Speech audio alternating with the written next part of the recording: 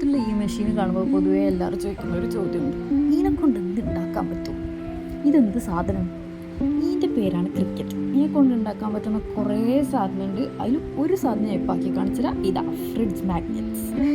താക്കം ഭയങ്കര എളുപ്പമാണ്. ഫസ്റ്റ് ഈ മെഷീൻ എന്താക്കും, ഈ ഫ്രിഡ്ജ് മാഗ്നറ്റ്സ് ആക്കാൻ വേണ്ടിയിട്ടുള്ള മാഗ്നറ്റിക് ഷീറ്റ് കട്ട് ചെയ്തെടുക്കും. അതിന് ശേഷം നമ്മൾ സ്റ്റിക്കർ ഷീറ്റ് അല്ലെങ്കിൽ ഫോട്ടോ ഷീറ്റ് യൂസ് ചെയ്തിട്ട് ഇത് കട്ട് ചെയ്തെടുക്കും. എന്നിട്ട് രണ്ടും കൂടി അസംബിൾ ആയിട്ട് നമ്മൾ റെഡി.